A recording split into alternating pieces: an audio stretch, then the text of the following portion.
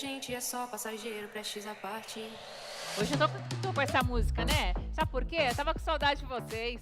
De ontem pra hoje o tempo é muito longo e dá pra fazer tanta coisa de um dia pro outro, né, doutora? É verdade, Fê. A doutora já falou que tava morrendo de saudade de vocês aqui, né?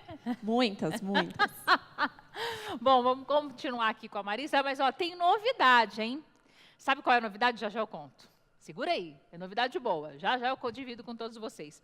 Marisa estava falando agora que, de forma geral, para você que tem necessidade de aprender o inglês, quer ter pelo menos uma conversação, né, conseguir se comunicar no seu trabalho, numa viagem, com 3 horas semanais de boa dedicação, mais aquilo que você faz em casa, né? Sim, as lições de casa, ter bastante input, que nós chamamos de input, ler alguma notícia em inglês, ter conhecimento de outras coisas além do livro. Então, aí até por volta de 9 meses, né, assim, dá para que você tenha uma boa noção aí. Sim, inglês de sobrevivência. Inglês de sobrevivência. Você já pensou você cai num lugar aí que ninguém fala teu idioma, né? Fome não vai passar, né, doutor Michel? Não, praticamente a população mundial fala inglês, né? Sim, é difícil. sim. Você vai a qualquer lugar do mundo, não tem... Difícil você não encontrar algum lugar que não fale inglês. Um mínimo de comunicação, né? Exatamente. Exato. Dá para se virar bem. Agora, para vocês terem uma ideia, às vezes a gente fica pensando, puxa, mas o inglês é tão enrolado, o nosso idioma para outras pessoas também é a mesma enrolação, viu, gente? Ninguém entende nada. É que nem você se pegar, sentar do lado de um russo e pedir para ele contar uma história e achar que você vai entender alguma coisa. É mais ou menos assim que acontece com nós brasileiros, quando a gente viaja para outro país, né, Marisa? Com certeza. Eu dou aula de português para estrangeiros também. Eles falam, o que é esse tanto inho que vocês falam no final de tudo? E eles acham difícil, super estranho, né? É difícil também. É difícil para todo mundo, mas é Para um desafio. todo mundo, mas com dedicação todo mundo consegue. Agora, voltando para esse assunto aí do trabalho, da pessoa que realmente tem a necessidade do inglês. Não sei se dá para te perguntar isso, mas entre uma escola, que eu vou, me matriculo, e uma aula particular, dá para dizer qual dos dois é mais eficiente em curto prazo? Novamente, depende do grau de dificuldade de uma pessoa. Uma pessoa que tem muita dificuldade de aprender, ela esquece as palavras que aprendeu, seria ideal começar com aula particular, né? Porque é uma num coisa grupo, mais... sim, no grupo ela vai ficar muito mais envergonhada para falar, ela vai, de repente, ter dúvidas, vai ficar com vergonha de perguntar na frente dos outros, né? Então, ela não vai ter progresso. Com a aula particular, ela consegue desenvolver isso. Depois, ela consegue ser encaminhada para um grupo novamente. Então, isso depende um pouco do estilo de estudo da pessoa, né? Hoje em dia, a gente tem a aula muito mais personalizada do que antes. Antes, colocava todo mundo num grupo e cada um ia ter um resultado diferente. Hoje, para a pessoa realmente aprender, seria ideal uma análise mais personalizada do que ela precisa. Um adolescente, ele está muito melhor num grupo do que um adulto. Um adulto Já que você está falando de adolescente, Marisa, para emendar aí na tua resposta, e, por exemplo, aquela mãe que está nos assistindo agora, mamãe, papai, e que tem o sonho de mandar o filho para o intercâmbio. O intercâmbio ajuda? Ajuda bastante. Novamente, como nós falamos, o inglês local, as expressões, a vivência, a cultura, é uma experiência de vida também, né? Mas eu aconselho que o aluno, pelo menos, faça o básico aqui, com aula particular, para que ele aproveite muito mais a viagem. Muitos alunos vão zerados no inglês, chegam lá e levam aquele choque cultural e aquele choque da língua, e voltam não tão adiantados. Eles poderiam ter aproveitado muito mais. A gente sabe que não é barato, né? É caro fazer um intercâmbio. Então, quanto melhor aproveitar lá, é melhor. Eu indico que, pelo menos, ele faça um inglês básico, um semestre, que ele tenha uma noção melhor de gramática para ir aproveitar muito mais a viagem dele. Falando de viagem, quem viaja muito, né? Às vezes as pessoas até se perdem aí nas palavras, tal. Tem alguma dica especial para aquela pessoa que viaja muito, principalmente para o exterior, assim? A televisão. Televisão? Liga, vê um canal, o que está passando. Mesmo que ele não entenda, uma palavra ou outra numa propaganda, ele consegue absorver bastante esse vocabulário. Ir no supermercado, ver os produtos. Aqui no Brasil, lá no Brasil tem isso, aqui é diferente, mas o nome está escrito um pouco diferente. Isso tudo nós chamamos de input. São mínimas coisas. É um exercício para o cérebro. É um mesmo. exercício, verdade. E para o nível cultural também é muito interessante. Muito bom. Doutor, fala inglês, não? More or less. Fala um pouco aí, ó. Então, mas é bom ouvir a Marisa falando assim, né, doutor? Fala muito bem. Acho que tira um pouco aquele bicho-papão que a gente tem. Lógico. Com certeza deve ensinar muito bem. Deve ter muitos executivos, né? Sim. Eu trabalho exatamente com esse mercado, mais adultos, executivos, né? E a maioria recebe muita pressão no trabalho, tem total vergonha de ter uma videoconferência e para a idade dele, para o nível dele, ele já deveria estar falando muito mais e não fala, né? Então essas pessoas procuram as aulas particulares para desenvolver um pouco mais. Hoje em dia na área médica tem muita videoconferência para você pegar uma opinião de alguma doença rara e você não está acostumado, você vê e tem algum especialista nos Estados Unidos, no Japão, você precisa de uma língua, principalmente o inglês, para conversar com essa pessoa. Claro. É fundamental, gente, não tem jeito. Tem que deixar a preguiça de lado, porque muita gente não aprende por preguiça, né? Sim, ou aquele primeiro passo, né? Tem que dar aquele primeiro passo para engrenar e começar a estudar. Precisa, gente, precisa mesmo, viu?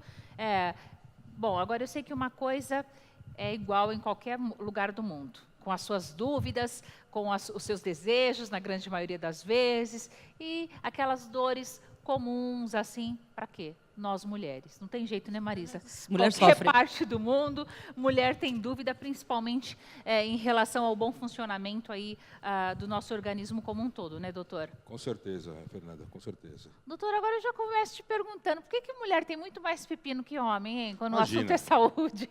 Né, doutora Patrícia? É verdade. Não, imagina, a mulher tem, pela sensibilidade dela, não sei se eu vou usar um termo correto, tem muito mais responsabilidade no que o homem no sentido de ir ao médico. Você previne muito mais do que nós homens, né? Muito mais. Você vê que hoje em dia aumentou o número de homens que fazem o exame da próstata, né? Mas a mulher, em termos de prevenção, a mulher vai muito mais ao médico do que o homem. Bom, a gente já ouviu falar muitas vezes, eu acho que você, minha amiga mulher, já deve ter conhecido alguém na família, ou ouviu a vizinha reclamar de dor. O que é ovário policístico? Então, existe uma grande diferença, Fernanda, entre ovário policístico e a síndrome dos ovários policísticos. Ah, tem diferença. São duas coisas diferentes. O ovário policístico é uma imagem, né? O que é? Vamos pensar no seguinte, uma mulher que ovula normalmente e menstrua normalmente. Mulher que menstrua de 28 dias. No início do ciclo menstrual, são formadas várias estruturas ao redor do ovário, chamado de folículo ovariano. O que é isso? Vamos pensar uma bexiguinha, um exemplo prático, que tem uma bolinha lá dentro. Vai passando os dias do ciclo, de todos aqueles folículos que tem lá, a mulher que produz hormônio regularmente, normalmente, um deles vai crescer, que a gente chama de folículo selecionado ou dominante. Como o próprio nome diz, houve uma seleção, uma escolha dominante, entre aspas, como se ele estivesse falando, quem está dominando o pedaço sou eu, quem vai crescer aqui sou eu. Chega no meio do ciclo, ele está tão grande que ele rompe, ele estoura, libera aquela bolinha que tem lá dentro. Que bolinha é essa? É o óvulo. Que período é esse? É o período fértil da mulher, conhecido como período da ovulação. Soltou o óvulo, ele vai até o final dos ovários, entra nas tubas, antigamente era trompa, e se tiver relação sexual nesse período, grande chance de engravidar. Ela ovula e tem chance de se reproduzir. Muito bem. Só para te dar um dado, toda mulher, sem exceção, produz hormônio masculino. Toda. Só que em condições normais, bem menor que nós homens produzimos. Só para te dar mais um dado, 50% do hormônio masculino que é produzido pela mulher é produzido uma glândula chamada suprarrenal, como o nome diz, em cima do rim, 50% pelo ovário. Então, o ovário produz hormônio masculino e 2 hormônios femininos. Um se chama estrógeno, outro se chama progesterona. Isso pode ser determinado geneticamente ou ambientalmente. Geneticamente foi determinado, qualquer mulher que está sendo formada dentro do útero, que tinha um gene, uma característica, que ela ia produzir mais hormônio masculino do que o esperado. E produzindo mais hormônio masculino do que o esperado, o hormônio masculino, por um mecanismo um tanto complexo, começa a interferir na produção e na atividade dos hormônios femininos, que é o estrógeno, que faz a mulher menstruar, e a progesterona, que faz a mulher ovular. Sendo produzido mais hormônio masculino do que o esperado, interferindo na produção e na atividade dos hormônios femininos, o que acontece? Ela tem maior dificuldade de menstruar e de ovular. Tem mulher que menstrua a cada 2, 3, 6 meses. É verdade. Tá? E tendo maior dificuldade de ovular, maior dificuldade de formar esse folículo que vai crescer e romper, como eu expliquei no início. Tá? Maior dificuldade de engravidar. Então, o hormônio masculino, ele causa tudo isso e produzido numa determinada quantidade, ele pode criar na mulher características sexuais secundárias masculinas. Você vê aquela mulher, lógico, não é comum você ver tudo isso numa mesma mulher. Mulher com muito pelo, muita espinha. Ela refere que tem a pele seborreica, a pele oleosa. Aí é que está, algumas começam a engordar muito. Aí é que é a alteração ambiental. Não se sabe se ela engorda muito primeiro e produz hormônio masculino depois ou ao contrário. Se ela produz hormônio masculino primeiro e engorda depois. Quem inventa? Essa história do ovo ou da galinha. Então, isso gera a síndrome dos ovários policísticos, que é um conjunto de sinais e sintomas. Sinal é aquilo que eu vejo, sintoma é aquilo que a pessoa sente. Tá? Como eu falei, não é comum você ver aquela mulher cheia de espinho, cheia de pelo, tá? que refere que a pele está oleosa, está tentando engravidar há mais de um ano, menstruando a cada 3, 6 meses. Tá? E está muito obesa. Então, isso gera síndromes ovários policísticos, chamada síndrome da anovulação crônica. Anovulação crônica. Ansem. Ovulação, mecanismo de ovulação crônica. Faz tempo que não está ovulando. E para a mulher engravidar, ela precisa ovular. Então, é uma das causas de infertilidade também, como a endometriose, que a gente falou em outros programas. Puxa vida. Doutor, então, nesse caso, o senhor acabou de explicar, é a síndrome. Síndrome. Né? Tá, e tem uma imagem de ovário policístico, e uma imagem pode ser 1 milhão de coisas. Quando é que você pode ver uma imagem de ovário policístico? Uma imagem você pode ver no início do ciclo menstrual. A mulher começou a menstruar, forma aqueles folículos ao redor, tá, que dá a impressão ultrassom, que é uma imagem de ovário policístico. Mas não é. Não é uma imagem. Tá? Outra, tá, ela está fazendo uso do anticoncepcional hormonal. O anticoncepcional hormonal ele tem várias funções. A primeira é inibir, cortar a ovulação. Entendeu? A síndrome é isso, é um conjunto de sinais e sintomas. Tá? E o diagnóstico, você pode ser pelo quadro clínico. Hoje em dia existem alguns critérios que você vê. Aquela paciente, são critérios europeus, aquela paciente que não está menstruando ou está menstruando muito pouco, tá? Ela está com sinais de hirsutismo, sinais de excesso de pelo, por muita produção do hormônio masculino. E existe um critério no ultrassom, que você vê pelo menos 10 folículos com diâmetros de 8 milímetros, mais ou menos isso, caracteriza a síndrome dos ovários policísticos. Entendeu? Tem esses critérios. Tem o critério clínico também, aquela paciente que chega no consultório e fala, doutor, eu estou querendo engravidar mais, você vê, vamos supor, ela está obesa, eu estou tentando engravidar há mais de um ano, estou com menstruação irregular, eu estou cheia de pelo, o que eu faço? Primeira suspeita, síndrome dos ovários policísticos, ou às vezes pode ser também você tem que fazer uma diferenciação através de exames laboratoriais para ver se não é muita produção de hormônio masculino pela glândula suprarrenal, caracterizando uma doença chamada hiperplasia congênita da suprarrenal também. Puxa vida. Bom, nós vamos para um rápido intervalo, já já a gente continua esse assunto que é de extrema importância para nós aqui. É rapidinho, tá, gente? E tem uma novidade para contar para vocês, sabe qual é?